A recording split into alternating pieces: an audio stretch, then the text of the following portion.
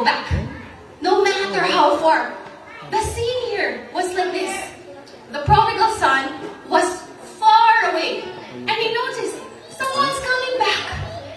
Ang layo pa. He was still far away. It was not even close. He noticed, ayun na yung anak ko, babalik na siya. Sasalubungin ko siya with open arms. And true enough, that's what he did. So no matter what mistakes you do or you have made in your life, always keep in your mind that God will run to you. He runs to you with open arms. And He crowns you. Pagbalik ng anak, He gave him the best jewelry, the best robe. He crowned him. This is a picture of our Father. Amen? Let's give God the glory. Look at that. That is the picture of the Father's love for us. He accepts us no matter what we've been through. You've been eating pig's food, trash. You've been doing so many bad things in your life. It's not an excuse. He is still your Father. You can come to Him. Come back to Him. He loves you. He's waiting for you. He will run to you. He can't wait to see you. That is the message of the Lord. That is how Jesus painted a picture of our Father in heaven. Amen? Amen. Wow. Whew. What a revelation, right? That is how good God is. And so number 3 focus. The number 3 focus would be born of love. Now we come to born of love. After hearing all these things, the first 2 things, I laid a foundation. That if we know all this foundation, we can now start to live being born of love. Alright? So now I chose the Amplified version of 1 John 4, 7 to 8. In the Amplified version, shall we read it together? What does it say? Together, 1, 2. Beloved, let us unselfishly love and seek the best for one another. For love is from God, and everyone who loves others is born of God, and God knows God through personal experience. The one who does not love has not become acquainted with God, does not and never did know Him. For God is love. He is the originator of love, and it is an enduring attribute of His nature. So how do we live being born of love? Now that we have the knowledge, alam mo natin, mahal tayo ng Diyos, love comes from Him, sa Kanya namumula ang pag-ibig. My Father is a loving Father. We all know that now. So how do we live it? How? First, let's go to the next slide. It says, A, love that serves unselfishly. So this is how we reflect, how we become a reflection of God's love for us, right? Because in John 13, 14 to 15, it says, what did He do? Jesus washed His disciples' feet and said, I have set you an example that you should do as I have done for you. So this is the example that Jesus showed, right? First of all, He was a servant. He was not selfish. So how can you say that I love someone without being able to serve that person, right? You tell your wife, you tell your husband, or your children, or the people around you, I love you, I'll do this for you. But until there is no action, that is just lip service. Right? Do you know about lip service? You just do the talking, but there's no action. So, right. So, love that serves is what Christ has exemplified for us. It says here, I have set you an example that you should do as I have done for you. Jesus and His 12 disciples, sinong this scene? Hinugasan niya yung paa ng mga disciples niya. He washed the disciples' feet. Not His own feet. And He was the leader, the 12 disciples, right? He was so humble. And He served.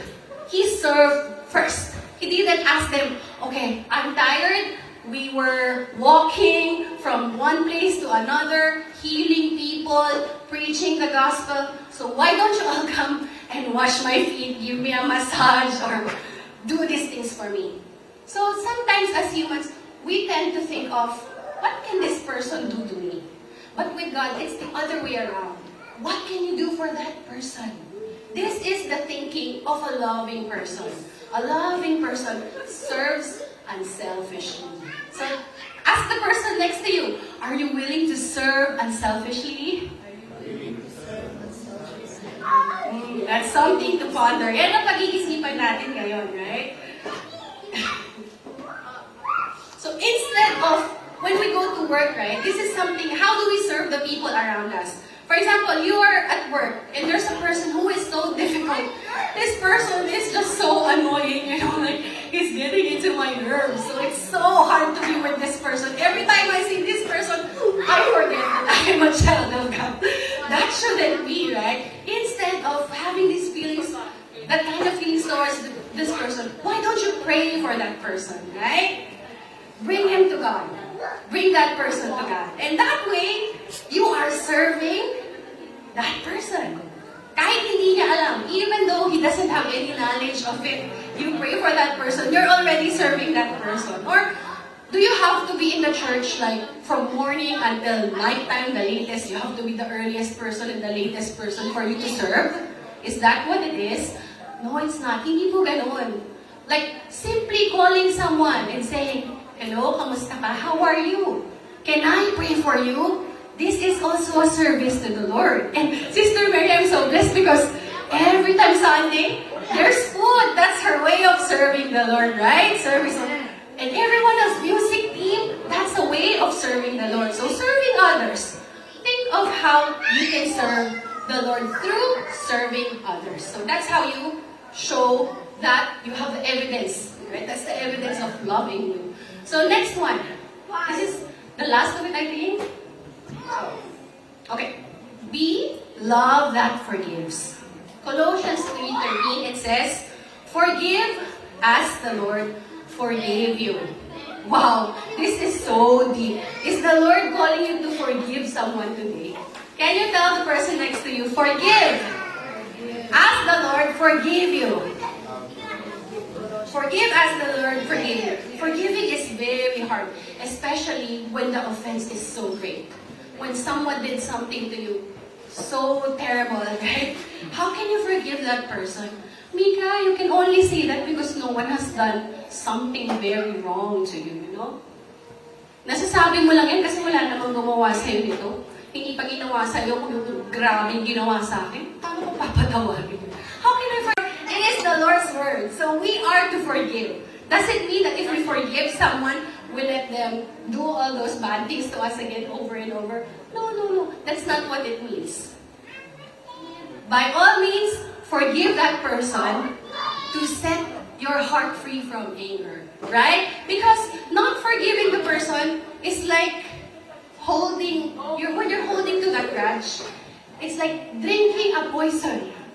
You drank the poison thinking that the other person will die or suffer. Ganun po yun. Nilagay niyo yung poison sa puso niyo, pinasok niyo, tinanim niyo yung galit, you have a grudge toward this person, then, iniisip niyo na siya yung affected. Hindi po. Kayo po yung unti-unting nalalason doon sa pagkikip ng anger in your heart. So actually, this forgiveness that God is asking you to do, it's also for you to be set free. Amen? Do you agree? When you release that person, you give it to God, when you release that person, you will feel it in your heart, it's lighter. It's not that heavy anymore. Yeah? Have you experienced that in your life? Now, once you release the person who did something so wrong to you, finally, you're able to love again. Amen? Amen. So, and lastly, love that is unconditional. Yan. 1 Corinthians 13:7. What does it say together? Ready? Go. Love bears all things, believes all things, hopes all things, endures all things. Wow, bears all things. Bears all things. Kakayanin mo kahit anong bagay. Right? Kaya mo ba? Baka naman, hindi ka lang napansin ng konti, nagdamdam ka na. Sabi, napakasuplada naman ng church mate ko. Nag-hi ako, hindi man lang nag-hi. Baka naman ganun tayo ka-sensitive, right? May nasabi lang na, baka naman hindi lang magaling sa words yung tao. The person is just not very good with words and the words didn't come out right. Minsan ganun, di ba? Parang, ay, hindi maganda yung nasabi niya. Minasama mo na, hindi na ako pupunta dun sa church na yun. Maliit na kasi yung yung isang tao, ganyan. Right? So, it has to bear all things. Even those small things, big things. All things. No exception. So, if you truly love, you have love, unconditional love, it will bear all things, believe all things, hope all things, and endure. Can you say endure? Endure all things. Malalagpasan ang bawat problema. So every problem that comes your way, you can endure it. Right? So, in the church, sometimes, yung mga hindi pagpapatawad, it causes division. Right? So, hindi natin nalalagpasan yung mga ganong problema. It causes strife and division in our fellow men. So, iwasan po natin na maging sensitive about those kind of things. We should know that we are corrected in love. If somebody corrects you in church, it's out of love that we are correcting you. Because this year's theme, ano po yung theme natin for this year? May nakakaalala po ba? God's work is teamwork.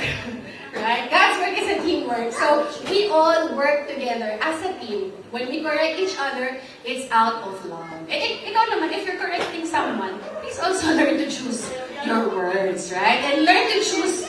Now, when you correct, it's biblical and it's very sound. Amen? So, yeah, that is also love unconditional. So, I want to go back to the older brother's reaction. Because we talked about the prodigal son, right? We talked about the younger son, we talked about the father, but we didn't talk about the older brother.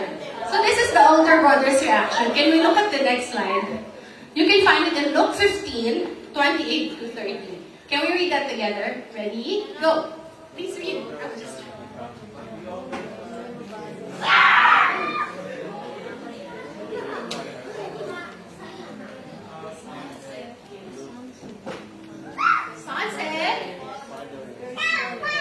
How many years have I worked like a slave for you, performing every duty you've asked as a faithful son? And I've never once disobeyed you, but you've never thrown a party for me because of my faithfulness. But look at this son of yours. He's wasted all your money on prostitutes. And now he comes home and you celebrate by throwing a great feast to him. Wow! Is this a reflection of your brothers and sisters in Christ? That when you do something wrong, bakit ba natin welcome yan dito sa church? Why are we welcoming that person in this church? That person is sinful. He's not welcome to this church. Is this the attitude that we show to our brothers who Jesus died for? Remember? When we were still sinners, Christ died for us. Do you remember that? We read that a while ago, right? So if this is the kind of reaction that you're giving towards your brother who made a mistake, then this is your picture. You are the older brother, right? Let's look at the next slide. The older brother's reaction. Next slide, please. How did he react? Anger, right? Anger rooted in comparison. He tried to compare himself, right? Ba't akong dito lagi sa church? Bakit yun ang binibless mo yun? Why are you giving your blessings to that person? I'm the one who's always serving the church. I've been here for so long, yet I never got any of the blessings that you gave to that person. So, you're trying to compare yourself to someone, and it's not good. Your anger, it makes you angry, an angry person. So, that's an anger rooted in comparison because you're comparing yourself. And also, performance-based love. What does it mean? Because the older brother, he thinks that God's love is transactional, or the Father's love is transactional. He thought, why? I served you all my life. I worked for you. I did these things for you. Sinumbatan si Lord, no? Sinumbatan yung tatay. Now I should earn more rewards because it's performance-based. I performed better than him, right? So, this is not the way of God. And lastly, unforgiveness that breaks the fellowship, right? Because of his unforgiveness, what did he say?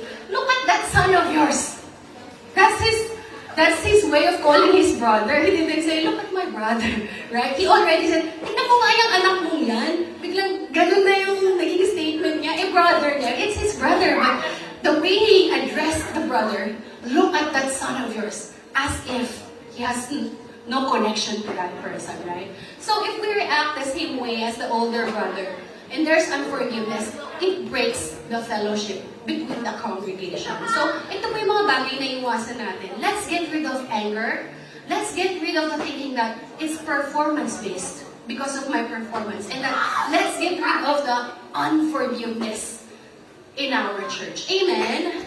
Amen. And then, so, moving back, what does it really mean to be born of love? Let's look at the next slide. If we are born of God, our life should reflect His love. Not just in words, but in action. So this is what it means to be born of love. Right? Do you remember the verse earlier? We should reflect God's love. And all the things that we mentioned, no anger, no accepting your brother, it's not performance-based. This is how we reflect His love. Alright? So let's look at the next slide. Malapit na pong matapos, it's almost done. So this is a call to love like God. So, love because God first loved you. Right? You cannot boast of your own love for Him. You cannot say that, I'm a loving person naturally. I'm just really loving. No. We have established this, right? Love because God first loved you. You are already loved. So stop striving to earn it. God first loved you. Stop striving to earn it. Right? Ito yung naging problema ng brother ni Prodigal Son, right? This was his problem. He said, I performed so well. He tried to strive for the Father's love, not knowing that the Father already loved him.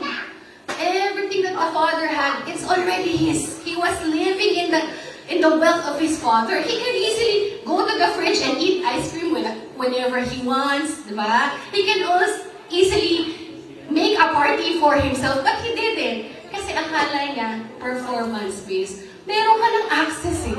You already have the access to all that blessings, but you just didn't do it. Right? So you have the access. Can you tell your brother or sister next to you, you have the access. Because you are loved. So stop striving. Okay, next one. Love through action. What are the actions? Serve, forgive, and show kindness. This is what we talked about. And then lastly, love like the Father. How did the Father love His Son? He ran towards the lost. So when we see lost people around us, run towards them. Don't condemn them. Don't say that, I cannot be associated with this person. This lost person, I cannot. Like, hindi pwede kami mag-ano yan. No. Run. Run to them. Evangelize to them. Speak to them. Encourage them. Let's go to church. Come with us. The love of God is present in our church. You are accepted. You are welcome. Come. We have a place for you. We have many space in the church. Let's go together. Will you come with me, brother? Let's go. Love like the Father and run to the lost. Amen. Can we do that? Amen. And so embrace the broken and celebrate restoration. Minsan, yung mga kapatid natin, pag nagkamali, ay, wala na yan, malayo na yan sa Diyos. Huwag niyo nang abutin. No, that's wrong. We do not condemn them. If they fall, if they make mistake, we as brothers and sisters, right? Teamwork for God's glory, we lift each other up. Come back. Come back to church. There's a place for you. So we always accept those who make mistakes. Amen? Wow, what a beautiful environment in a church it would be if everybody is welcome. If we all know that we are loved and we are not to condemn other people. Amen? Kaya rin minsan, nauubos ang tao sa simbahan. That's why sometimes, people don't want to come to church because they feel so condemned. The very people inside the church like you look at them like, "Ah, that person is sinful, shouldn't be here." Right? So we have to accept them the way Jesus has accepted you of all your sins, past, present, and future. He already died for those sins. Amen? So the same way, your brother also is accepted and loved by Him. Amen? Can we say, praise God for His love? Can you say that today? Praise God for His love. And to conclude everything that I say, born of love and living in love. So this is what I want you to know today. Love is not something that we do. You do not love because you do it. It is who you are. When you accepted Christ, it is who you are. It is in your DNA. Like I said, if your father is your true father, then you will see the resemblance, right? Because it is in your DNA. So the same way with us, we can easily give love. It's not an issue. You can love the person no matter what the fault because nasa DNA mo na, madali mo maibigay yung pagmamahal. And lastly, we do not love by our own strength. But because God's love lives in us, we're able to give this love to others. So, check yourselves. Do you believe that you are loved? Maybe that's what's wrong. That's why it's so hard for you to love others because you don't even think that you are loved. Diba? There's a saying that says, you cannot pour from an empty cup. So if your cup is empty, walang laman, you cannot possibly give it to another person. So first, fill yourself with the knowledge that I am loved by Him. I am loved by my Father. Tell the person next to you, you are so loved. In Tagalog, ako'y mahal ng Diyos. Together, ako'y mahal ng Diyos. Now the person next to you, ikaw ay mahal ng Diyos. Amen? Ikaw ay mahal ng Diyos. That is His amazing love for His children. No matter what you do. In the book of Romans, there's this very popular verse that says, neither life nor death, nothing, anything on earth can separate you from the love of Christ. Amen? Keep this in mind today, church. Final challenge for everyone. Final challenge. Next slide. Tell your person next to you all of this. The first one, forgive someone today. Serve someone selflessly. And love without conditions. Wow, praise God for His Word. Lahat po ba tayo napuno ng pagmamahal ng Panginoon? Are we all filled with God's love because of this message today? Amen. Say amen if you feel God's love. Alright. So, as you know, this is the first Sunday of our series, right? So, the next slide, we will have a small group discussion later on. And before we have that, maybe we can take a look at the questions so that we can reflect and ponder. How does knowing that love comes from God change the way you treat others? Paano ba nagbago yung treatment mo sa ibang tao now that you know that you are loved by Christ, or by God? Okay? And number 2, how can you reflect on God's love in your daily life? And number 3, what are the areas in your life that need God's help to love others? Saan ka ba nagsastruggle? Bakit di mo kayang mahalin yung tao? So these are our discussion questions later. And finally, I would like to pray for you. Everybody, let's all stand up. Let's sing that beautiful song that we sing through it all. Can I have the music team? Let's sing that song for now. Even just the hallelujah part. Hallelujah. Amen.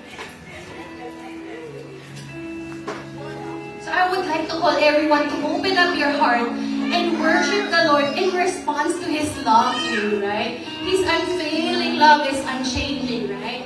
Forever in our hearts, through it all.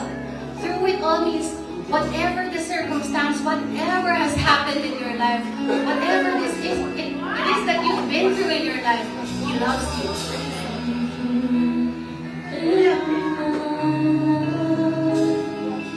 Let's worship the Lord together. The season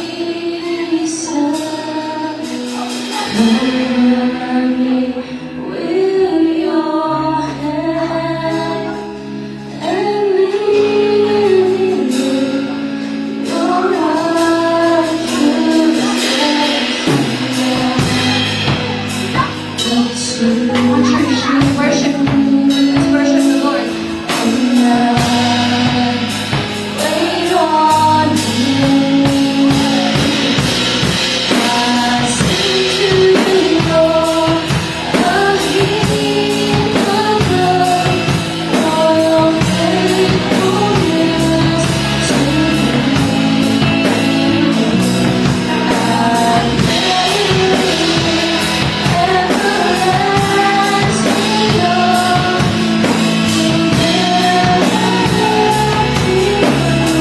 Receive His love today.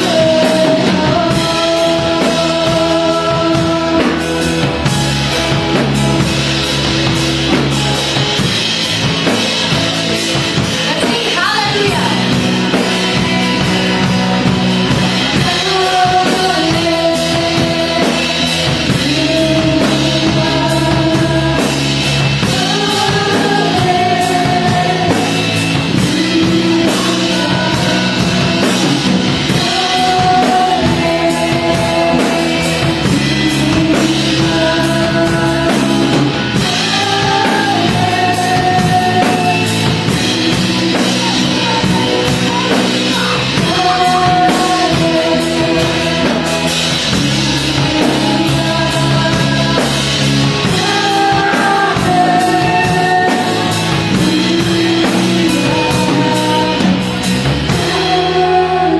Come on, church, let's sing hallelujah.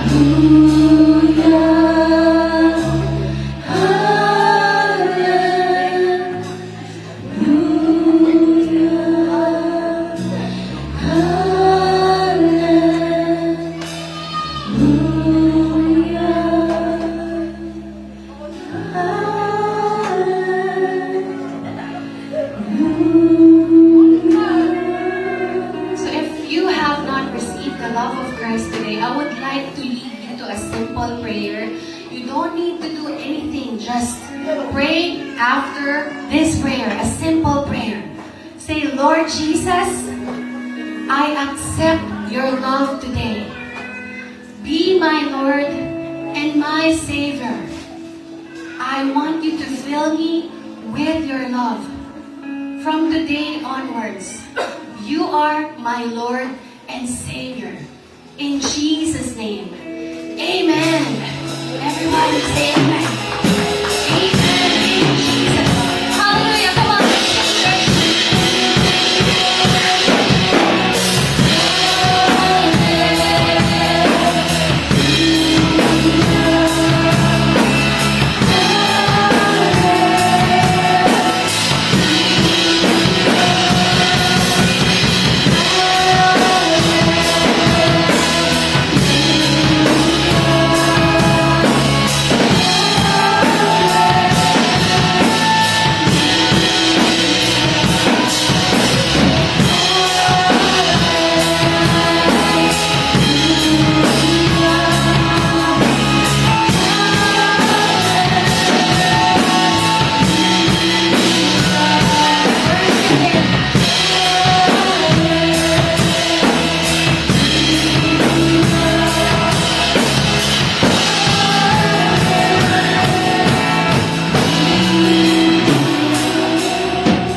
Before I give this mic back to our pastor, I'd like to pray for each and every one of us today. Lord, we thank you for your unfailing love. Teach us to love as you love, to forgive, to serve, and to love unconditionally. May your love be seen in our lives and may it overflow, Lord God. We thank you for sending your Son, Jesus Christ, to die for us. It's the ultimate expression of your love, Lord God. It's the ultimate expression, Lord. No love is greater than your love for us, not even our own love. So, Lord, help us focus on your love today and help us know that you love us so much. Ako po ay mahal na mahal mo, Panginoon. Mahal na mahal mo kaming mga anak mo. Sa pangalan ni Jesus. Amen. You know, this man is a man of love. You know? The man of love. Love God? Because God first loved us. First, the love of God. know, sometimes it's hard to love. It's hard to love if somebody is trying to destroy you, or something to fail you, or something to mistake about the situation. You love somebody, it's hard. You know, because God is love, it's easy to forgive, even many times, even 7 times. What the Bible says? 70 times 7. Yes, 70 times 70. Because today is love, you need to forgive each other and show your love. And the reflection of God's in John 3:16. For God so loved the world that He gave His only begotten Son, that whosoever believes in Him should not perish, will have everlasting life. Father, thank you so much today. Thank you, Lord, for the great message. Thank you for your love to us, to reflect in every one of us the greatest, the agape love. Thank you, Lord. In Jesus' name we pray. Amen.